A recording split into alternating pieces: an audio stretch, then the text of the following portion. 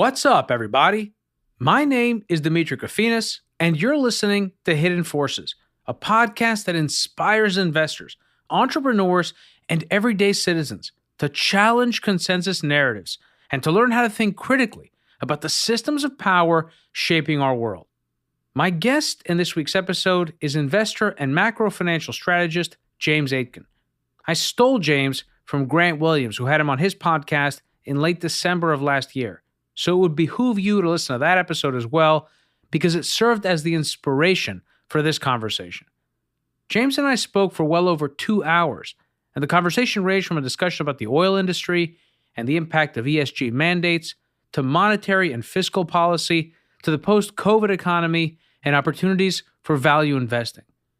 In the overtime, James and I pivot to Asia to discuss the ongoing crackdown in Chinese capital markets, as well as the disruptive implications of China's deployment of its digital currency electronic payment system, and what this means for not only companies and investors doing business and allocating capital in China, but also for American foreign policy and the future of the dollar.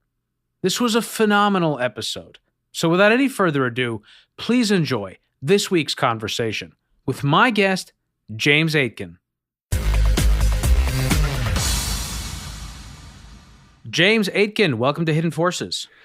I'm glad we could make this happen. We've been back and forth for 6 months, and it's nice to have a chat with you, Demetri. It's fantastic, and we are doing it from your library, which is great. We're going to get the best acoustic outcome possible.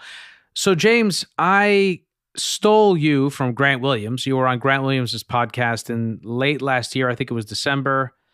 And the conversation really made an impression on me, and I think it was nearly 2 hours, and you guys spent quite a bit of time on your background, how you got started in finance, your work experience, your time at AIG. We don't need to go into all of that. I encourage listeners to go back and listen to that episode with Grant. However, I would love to know a little bit. Give me a little bit of context of who you are, how you got into investing, and your relevant experience in this field. Yeah, I think that's a good idea. And I'm obviously an Australian. I've been in London for 22 years. I had no inkling that I was going to study economics at the University of Sydney, let alone have a career in finance. Although my late father was a very successful value investor in Australia, and he quietly encouraged my brothers and I to think about finance, and here we are. And look, I always knew I wanted to work in London, and my background was foreign exchange when I started with Macquarie Bank. But I always knew I wanted to work in London because it's obviously a gigantic financial market.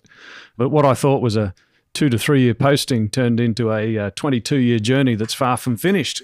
So it's been interesting. But look, just for the sake of brevity, things got very interesting for me when I started working at AIG Trading, which was taken over by AIG Financial Products. And as a result of working for AIG Financial Products up until June 2006, I had a front row seat at the circus. I was able to look at and try to understand all the things that made the financial system work.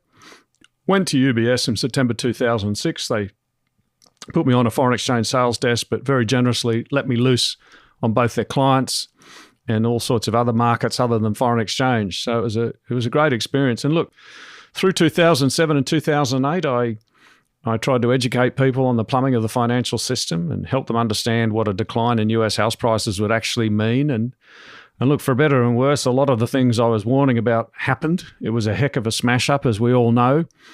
And I was able to help a lot of people not lose money and to help some people make a fortune. And Demetri, on the back of that, my clients said, look, go and set up your own consultancy. We will back you.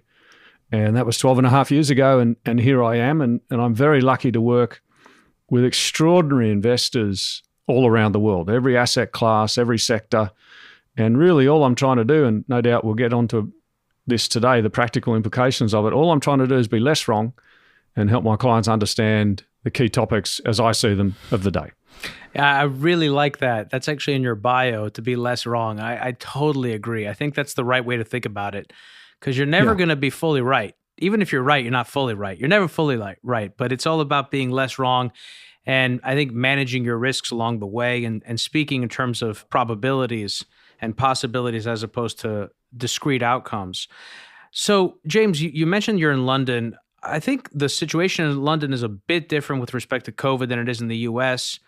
Where are you guys right now? What is your situation? And you're completely out of lockdowns now, right? That's right. And I think one word I'd use to describe London in particular and vast chunks of the UK is stoic. I mean, this country and this city has had a few unsettling experiences, particularly in the early 1940s, and come through it. So there's, I think, this innate resilience and, as the Brits like to say, a kind of stiff upper lip. And I think, look, let's not sugarcoat it. I think the initial lockdown announcements, the arrival of the pandemic, and the unforgivably, disgracefully bad mismanagement of COVID to begin with was a great disappointment to a lot of people. And look, as I've discussed with a few friends, it's all very well if you have a nice home with a bit of space and you can sort of keep the kids on separate floors and homeschooling, whatever, great. But by golly, imagine what it's been like for the past 18 months for people with a young family, husband and wife trying to work, trying to do homeschooling. You can't get your parents around to help. It's been absolutely terrible. And the reason I share that is because I need to be very, very careful about passing broad judgment about how things are here in the UK. But as best I can tell, I think there's reason for cautious optimism. And one thing the UK did get very right, because they were very creative about it, was the vaccines. And the vaccine distribution has been an amazing success, not to mention a huge boost to confidence. And we now have a situation as we approach September 2021, where not only has a tremendous percentage of the population been vaccinated, not only are there a vast number of COVID cases continuing to circulate in the community, but most happily, hospitalisations and deaths are remaining well lower than the previous two waves, even though, of course, the number of COVID cases has gone up. The point being, Demetri, that the UK is cautiously optimistic that as a result of vaccines, this country at least can learn to live with a very infectious disease, or virus, I should say, known as COVID-19. And the way I'd think about this transition is that some countries, as a result of a superb vaccine rollout, have moved from pandemic to endemic, right? So pandemic becomes endemic because I think people have realised that this virus is going to be with us forever and we have to learn to manage it. And it wouldn't surprise me if all of us that have been double vaccinated are required or agree to have booster shots as need be for years to come. I think that's probably the way of it. But look, at some point we have to get back to normal. To answer your direct question, I think there's reasons for cautious optimism here in the UK. But unfortunately, the scarring, you'd imagine, for too many households is going to persist for a long time to come. That sort of touches on something I was going to ask you, but it adds an additional dimension to it, which was that I feel like there have been two different perceptions of this virus among at least populations in the United States. One is that this is a very scary disease and that we need to throw everything, including the kitchen sink, at it and change our lives however we have to in order to dramatically reduce the likelihood of infection. And Of course, I guess that goes along with that, whatever risk there is of morbidity or mortality. And the second group, and I would throw myself in this category, is one that says, look, this is definitely something to be concerned about. Take the necessary precautions, keep some level of reasonable distance, maybe adjust the types of events you go to. But at the end of the day, it's a virus. It's not Ebola. We're going to get through it. We've been through much worse. And what I was going to ask you is how much of that is attributable to the segmentation of media and social media and political polarization. But what you said made me think about the wealth distribution dynamics and the fact that people in the same country in the last 30 years have segmented more by wealth and by income and by power. So I wonder how much of this virus, I guess, in a sense, highlights, and our reactions to this virus and our perception of it highlights internal fissures and divisions within Western societies that were not there 30, 20, even 10 years ago, and which fundamentally alter not only the political landscape, but also the landscape for investors. That's a big question. It's obviously a vital question, and I don't pretend to have the precise answers, but let's see if we can break it down bit by bit. And yeah, what the world's worried about today is that COVID-19 is largely a crisis of the unvaxxed. And to be clear, that does not mean anti-vaxxers alone, who have all sorts of grievances. It also means countries, unfortunately my home country, Australia and New Zealand, who have been very unforgivably slow in obtaining vaccines and distributing them, or should I say injecting them into their citizens. So really we've got this bifurcation at the highest level between countries that have got the vaccine rollout right and those that are lagging. And of course, this also includes way too many emerging markets. And I wonder what the real cost of COVID-19 is going to be for those. In terms of your question about the mindset, yes, of course. And as I think you know, I have deep concerns about the role of social media and so forth in this discussion about the efficacy of vaccines and what's really going on in conspiracy theories. But of course, Demetri, as you've identified in many of your previous podcasts, it's never been this easy to manipulate sentiment.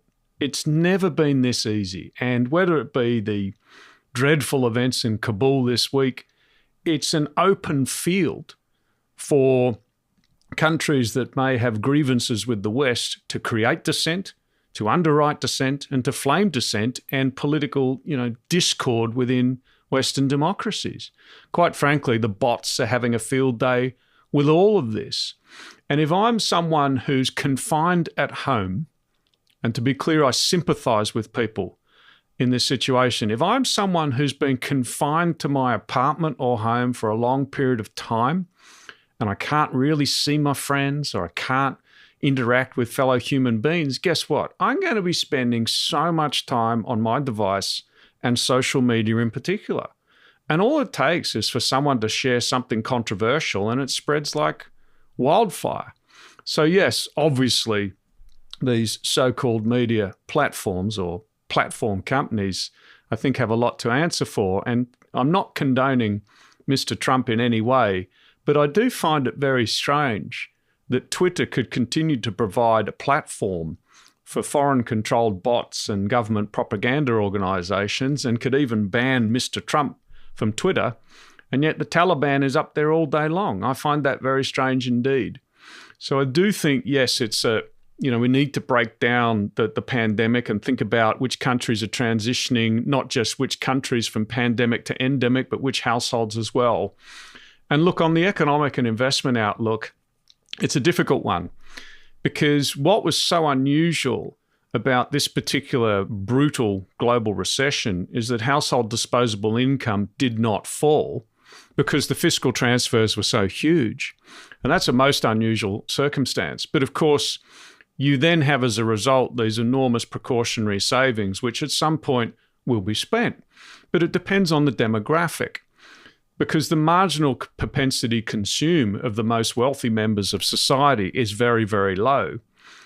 And, they're not going to be out there consuming, well, they might buy a few antiques or bottles of wine or art or whatever tickles their fancy, but they're not going to be the ones driving consumption from here on. We need to underpin the confidence of the lower income households, many of which seem to have grave concerns about viruses and everything else, job security and so forth. But I do think there's reasons to be cautiously optimistic. Look, as we record this, the world's going through a little bit of a growth wobble. There's a growth scare. People are worried about new lockdowns in China and everything else. But I'm sort of glass half full. I'm still glass half full. And where I come out is, look, there's a whole range of investments one could make or frankly not make, and we'll obviously get into those a bit later on right now. But really, I think it may come down to this. Do you believe in the efficacy of vaccines, yes or no? Which countries have rolled out vaccines the best? What are attitudes to not only getting vaccinated, but annual booster shots or semi-annual, whatever it takes? What does that mean for confidence as we move into 2022? What does that mean for nominal GDP? What does it mean of consumption of goods or consumption of services? And then, of course, humming away in the background even if one or perhaps only one central bank decides to snug policy a bit in the near future, we've still got immensely generous monetary policy all around the world. And while the fiscal impulse in some countries might be dialed back a little bit, or it will be dialed back a little bit as we move into 2022, I don't think that's reasons for pessimism. I don't think that reason for pessimism is all, if for no other reason that I don't think there's any political tolerance, or at least much political tolerance when one looks at the electoral cycle, particularly in the US, for any sustained economic setback. So look, a whole bunch of things going on there which we could sort of tease out if you wish. But just to be clear, as we record this now, I've been spending the day thinking about, are there any investments out there? And I'm thinking firstly of specific companies which are trading at lower valuations and perhaps lower prices than they were in March 2020. How should I think about those particular companies? So I'm trying to look for things to buy. I'm not trying to pick a bottom, but I think the bull market is very much alive and will continue for some time to come. Well, I haven't heard that word valuation in a while. It's interesting also. Yeah. It's interesting to think about also the way you phrase that, which is that the bull market's going to continue, but at the same time, you're trying to find fairly valued companies or fairly valued stocks. That's definitely something I would like to drill in on. Before we do, I want to bring it back to something you said earlier with respect to the vaccine and the virus, and try and pull from that a coherent observation or set of observations and questions, because there's a lot there. I've been vaccinated as well. It wasn't a decision that I came to easily. And that's actually something I want to talk about, because I think it speaks to perhaps a greater amount of distrust in the US specifically, and then also within this world that we live in with how information comes to us. I ultimately came to this decision because I relied on, after a lot of deliberation and thinking through and reading, I ultimately decided that the best way to do this was to rely on the experts who I have trusted my whole life, who are physicians, and basically go with their recommendation. That's how I made this decision. And I sought out to make it because I wasn't particularly concerned about myself. I don't live anymore in a dense urban environment. I have the ability to social distance. It isn't something that I absolutely need. And in fact, I didn't take it right away. I took the vaccine towards the end of May. But I ended up taking it because I was concerned about the well-being of other people around me, particularly elder family members and others. So that was how I came to this decision. But I wonder, first of all, I just know this. I'm Greek and I have family members in Greece, and I know a lot of people in Europe who live in Europe. I think the perception of Europeans around the vaccine is different than the perception of Americans. And I think that generally speaks to American distrust overall. And, to tie that back into financial markets, I wonder, and let's see if I can make this a coherent thread here for listeners, I wonder how much that speaks to how valuation or thinking about valuation or valuing companies is out of vogue today, and exciting bull market narratives and momentum investing is in, because people don't have faith in their ability to value anything, whether it is the efficacy of the vaccine, whether it is the safety of the vaccine, or whether it is the profitability of XYZ company, what the CEO says, et cetera. And all everyone's trying to do is basically coordinate around these sort of shelling points in space that facilitate larger Ponzi schemes, which is what investing has become. There's a lot to think about there. And it's, I'd not quite thought about it in those terms. But again, let's try and break it down into pieces to see if we can get some kind of coherent answer. And yeah, when I think about the United States, there's a lot of people who, right or wrong, feel they've been lied to, right? And they're fired up and they're agitated. And for all his obvious faults, 75 million Americans still voted for Donald Trump. And that's important to keep in mind. And for obvious reasons, he's incentivized to keep them a bit fired up. And it's quite easy to suggest to people that, you might want to not want to trust this or not want to trust that. again, with a little bit of influence from foreign bots and all these other operators. So it's no surprise to me that there's a pretty strong constituency out there who are like, I'm not going to take the vaccine. But then we need to be careful here, and I need to be very careful here, because of course there's the anti-vax crowd, but then there's others out there who are like, you know what? All my countrymen have been vaccinated or double vaccinated or had it. Yeah, I don't want to get it because I'm going to be very sick. But you know what? I'm reasonably fit. I don't appear to have comorbidities.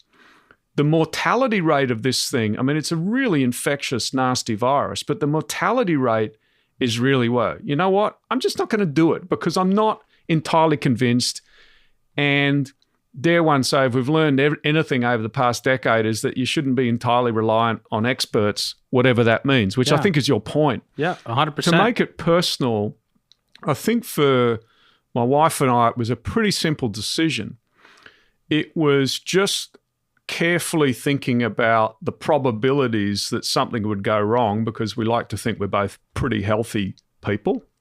Well, we are pretty healthy people. The risk of blood clot, we analysed that. Obviously, here in the UK, it's been largely about the AstraZeneca vaccine. If I had a choice, I would have had the Moderna one, but that's okay. The efficacy rate of AstraZeneca is still high enough for me. So we looked at the risk of blood clots and we concluded that, having thought about it, the probability of a blood clot or worse from taking the AZ vaccine was lower than the probability of a blood clot from taking aspirin, or in fact crossing the road to get a cup of coffee, being hit by a car, and that gave us ample comfort. Now, of course, none of us really know what the actual impact will be, short-term, medium-term, or long-term, from a still fairly experimental vaccine that we're all taking. But I think, again, there's reasons to be cautiously optimistic. Now, moving into sort of the valuation question, I wonder if the implicit in your question is the aspect of groupthink. If I'm corralled together with like-minded people on Facebook or Twitter or whatever, then obviously there's an enormous risk of groupthink, peer pressure. So if one learned friend, if I'm uncertain about the vaccines and one learned friend is like, oh, well, you know, Dr. X has said he's not too sure, then I'm like, you know, there's a whole bunch of people who suddenly like, I'm not taking it. That's the first thing. And then the other thing that's having an impact on valuations is that, like, the peer pressure on a new generation of millennial investors, the huge influence of these people on TikTok and everything else is having a profound impact on global equity markets in particular. Obviously, from a bullish perspective, it's completely changed the dynamic of how all these markets work, Demetri. And one needs to be extremely respectful of that. So I don't know if the meme stock crowd or the TikTok investor crowd or the TikTok influencer crowd is a function of a distrust of experts or whatever. I'm not sure. But I'm confident that I shouldn't dwell on it too much, because I think it's a force on markets that's not going to go away. You know, once these people have a taste of the big time and a few of them start to make a lot of money, perhaps they decide, you know what, I don't need to listen to this fancy guy on TV. I don't need to read the Financial Times. I don't need the Economist. It's all about how a group of us can move markets, either by massive trading of short-dated options or certain stocks. Actually whisper it, we can move markets as well, and we are a new force for markets.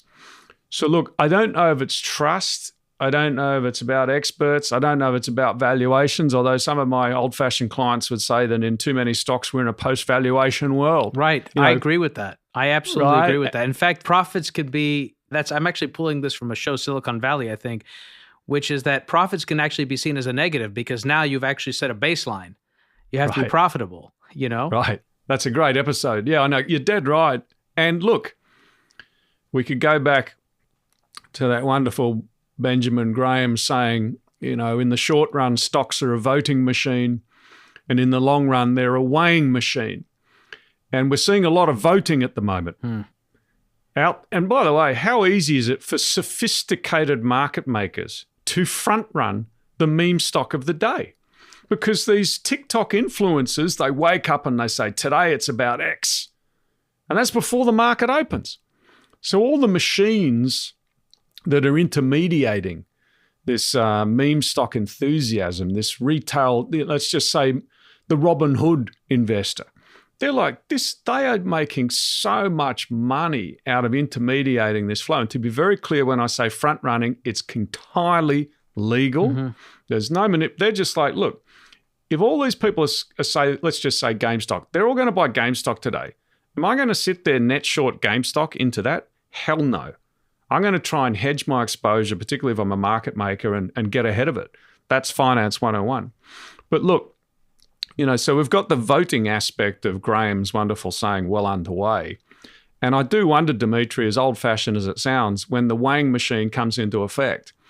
And the last thing any investor should try to do is to short an upward sloping parabola. Mm-hmm. When you've got stuff accelerating to the upside, either on any day or week or month or year, just going parabolic, which applies to an awful lot of things today.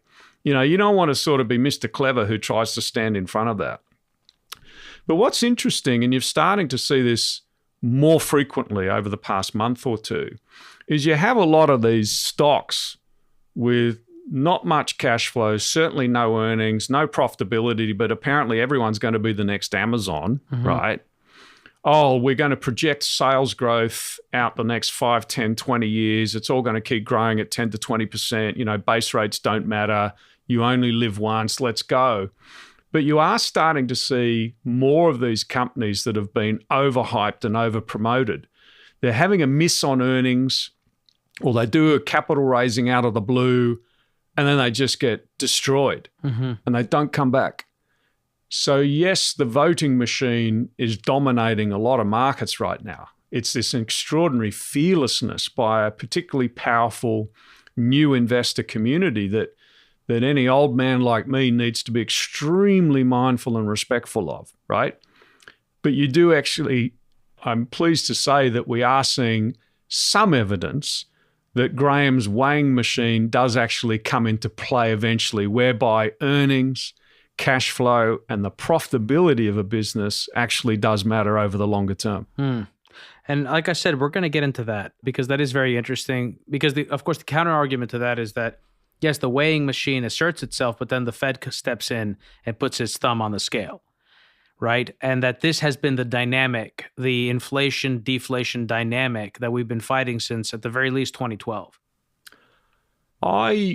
Obviously, particularly at extreme market points, we all must respect the central banks because they have the ability to turn things around. I mean, we've seen that time and again, not just over the past 18 months, not just since 2008, well, not just 2008, although it's a leading example, but from about 1995 onwards. And now increasingly governments, both with the fiscal response, but also with mandates, with insurance for banks that are basically lending, guarantees, loans, et cetera. So increasingly, the entire government is supporting the economy, not just the Federal Reserve, and not just central banks.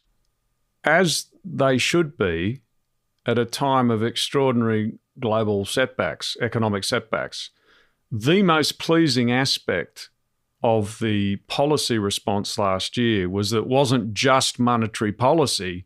We actually had full-blown fiscal policy, which is arguably what ought to have happened, not just in 09 and 10, but in 09, 10 and 11 and 12, until the global recovery was fully assured. And as you recall, Demetri, because largely of the Eurozone, the self-inflicted European sovereign debt crisis of late 09 all the way to Draghi's whatever it takes, fiscal policy was turned off. All the discussion was about austerity, which was absolutely harmful to the economic recovery that was underway as we came out of 09 and through 10. But would you say that that was very much a feature of monetary integration without fiscal integration in the European Union? And that's not to say that we should have had fiscal integration in the EU, because what I think it speaks to is the larger fractious nature of political identity in Europe and the attempt to congeal that into one union in the context of the American nuclear umbrella, NATO, Cold War, et cetera, that is ultimately doesn't seem to work in the context of a multipolar world.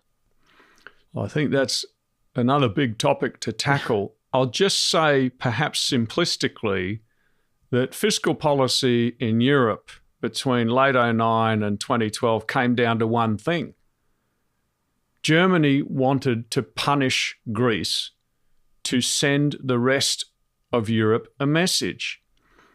And it was about politics. And if Germany is running the show, and Wolfgang Schäuble in particular as the dominating German finance minister, and he decides that we're not going to use fiscal policy anymore, that's the end of that. So we had this political theatre which was immensely harmful. Wolfgang Schäuble decided 9 for fiscal policy.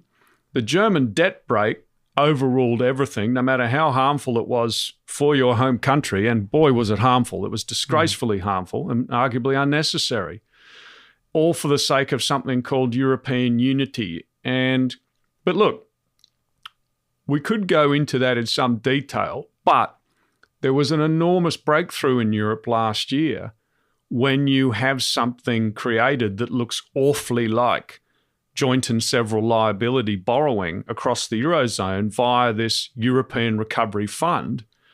And some of the proceeds of that European Recovery Fund issuance are starting to be distributed to Italy and Spain in particular. And that's good news. That is good news. But to go back to your original point about central banks and thumbs on the scale, central banks have been forced to do things that central banks were never designed to do because for way too long, monetary policy has been the only game in town.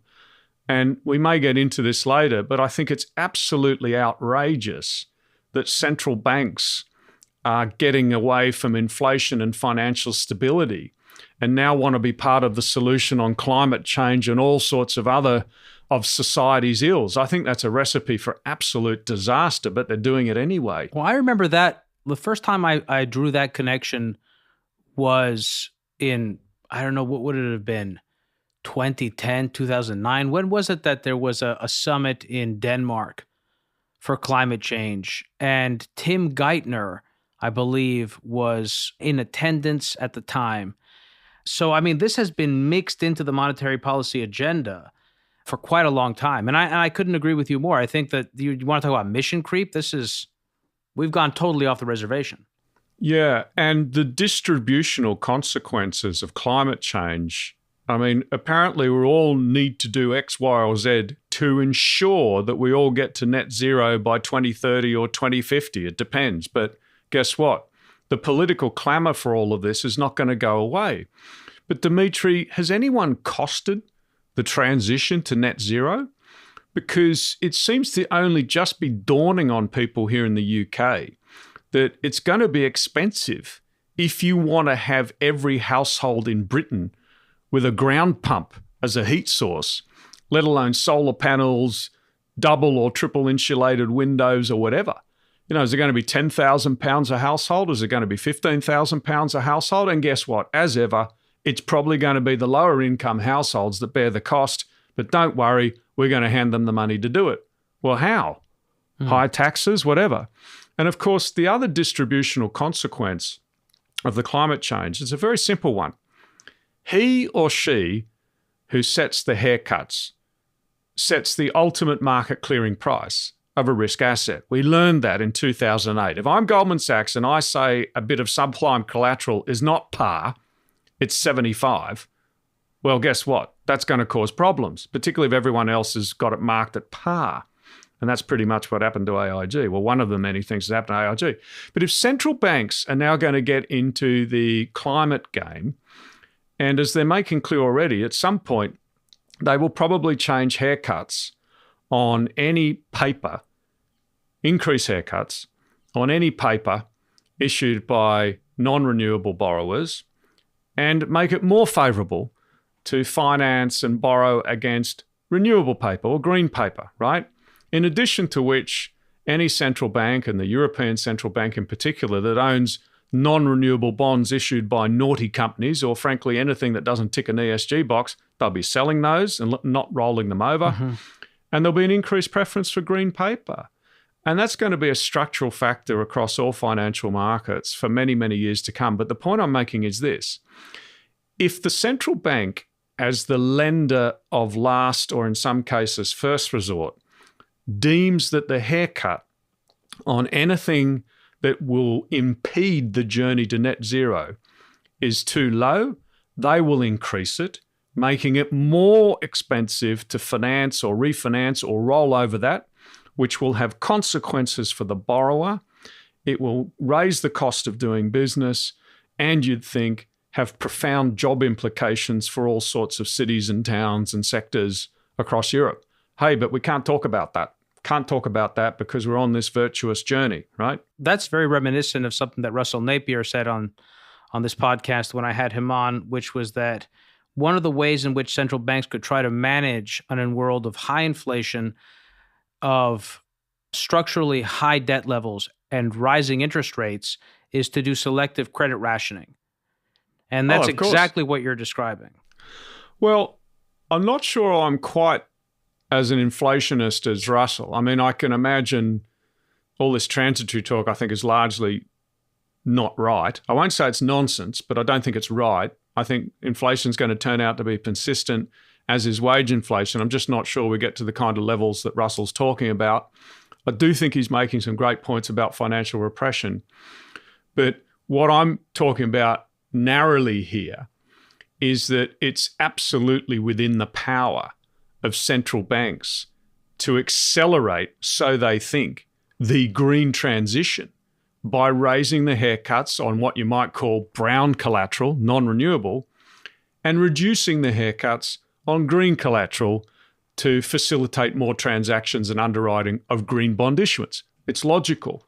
But again, there's consequences of doing that. And whilst I remember, it was only brought to my attention recently that there's this thing out there called science-based targets. And there's a whole website out there across all sorts of industries. And I was like, how could I have not known about this? And the idea of science-based targets is to accelerate the transition to net zero. And there's a whole subsection on this website about finance. And what's rapidly evolving is this shift from, banks are always going to optimize risk-weighted assets. I'm sorry to jump around a little bit here, but as you're well aware and your listeners will be aware, the game for investment banks and large complex financial institutions for a long time was optimizing their balance sheet and risk-weighted assets in particular. And as a result of post-crisis regulation, it's become somewhat more difficult to optimize and lever up your balance sheet on a very thin layer of capital and so forth. But what we're evolving to, I think, is a world where banks, obviously still incentivized to optimize their risk-weighted assets, but they're going to be under more and more pressure to optimize their climate-weighted assets. So RWA shifting to CWA, right? And I can see all of that accelerating. And I'm not trying to say it's right or wrong, but I have some concerns here because this is private sector institutions making what will be some pretty big distributional decisions for society, because I'm afraid we're heading to a point where huge chunks of economies will be defunded. They will be defunded, other than private lenders saying, all right, if you can't roll over XYZ, we will finance you at a distressed rate. Thanks for coming.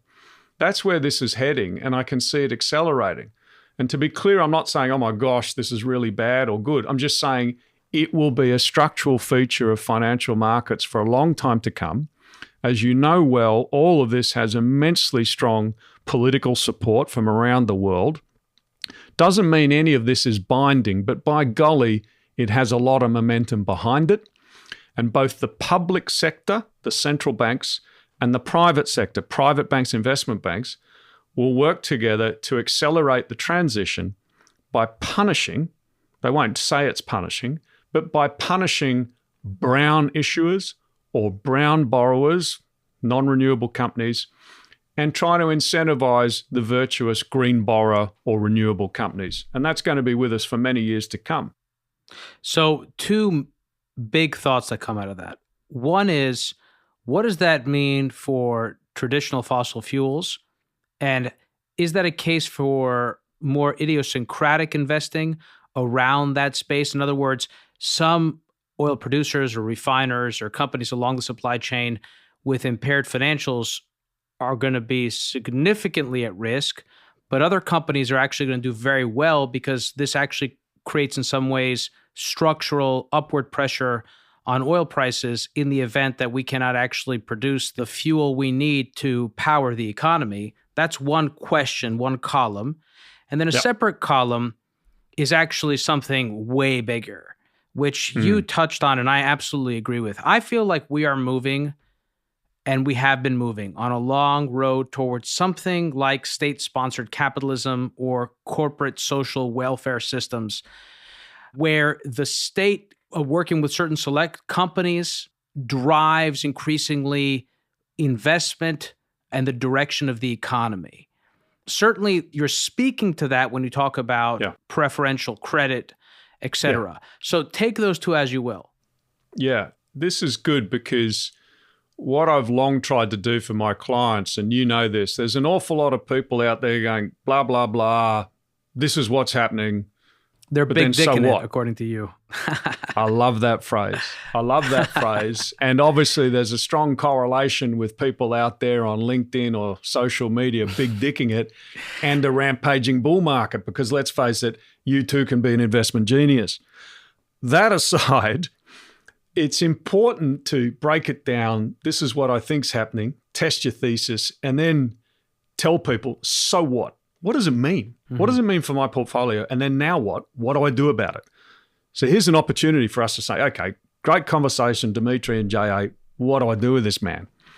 I've actually been working on something in my mind for most of the year. No, actually all year. And as my clients know, I was saying through April, May last year, like, look, I think there's an opportunity here in specific well-run energy companies, particularly in the United States, in part because it's a recovery idea. We may have to be very patient. It may take a long, long time for oil to get back anywhere remotely to $50, let alone where it is today. But I think these are solid investments. And the other backstory, as you know well, is that the capital destruction across the shale patch in particular through, 2010 through, say, 2017 was absolutely disgraceful. I think the shale patch, if you will, collectively blew through something like $340 billion of investor capital. And there was no discipline, Demetri, right? It was like, oh, what are we going to do? We're going to dig a hole, then we're going to dig another hole, then we're going to pump it out, then we're going to lever it up, dig more holes. We're just going to dig and pump, dig and pump, dig and pump. And then we're going to keep issuing shares. And then, oops, along come the Saudis in 2014 and 2015 saying, no, you're not. You guys are not going to control global oil markets. Have a bit of this. And then they limped through 2015, 2016, 17. And then what happened in 17? You had activist investors arrived, better late than never, at some of the best run shale companies and said, no, you are going to be much more disciplined. And this was well ahead of COVID. You are not going to dig, drill, pump, lever up. You are going to be disciplined. You're going to manage your balance sheet, and you're going to be much more proportionate with your energy and production adventures, which they were. So what we've got now is, first stage, I like certain energy companies in the United States. And as my clients know, the one I alighted on was Hess, because I have very strong confidence in the management and board of Hess. It's not to say there's anything wrong with a Chevron or Exxon or any of those guys. I just alighted on Hess because I had the most confidence with their board because of who's on it. And that's like, okay, this is recovering a bit quicker than we thought. Oil comes up, and then OPEC's like, you know what? We're going to keep this OPEC plus thing going for a bit longer, and it's not about restoring balance. It became apparent as we moved through the new year, Demetri. It wasn't just about OPEC saying, hey, we've got to get back into some kind of equilibrium. It's like, no. We want the price up. We want the price up. Okay, so what's this got to do with ESG? Well, if you've got activist investors on the register of all the surviving shale companies. And you've got activist investors, as we've seen famously on Exxon and others, saying, hey, not only are you going to be disciplined, but you're not going to keep pumping. Well, what does that mean for oil supply? They all want prices up. Well, it's not obvious today because oil prices are under a bit of pressure. You know, the Hesses of this world and the Chevrons, you know, they're under a bit of pressure because there's a bit of growth concerns around. And if China's sort of spluttering, what does it mean for global oil demand over the remainder of this year? You know what? I got to hunker down, sell this, sell that. I get that. That's cool. But I think we're moving into a world where a combination of shale company discipline, we're not just going to pump it anymore. We're going to be very measured. And by the way, capital management from shale companies. Actually, we're going to look after shareholders. We're going to return cash flow to you, high dividends, even extraordinarily buybacks in energy companies. Dividends. Yeah, shocking concept, right? And then you've got OPEC Plus, which are sort of holding it together and trying to sing kumbaya. And they're like, I don't think they have much interest in lower oil prices, right?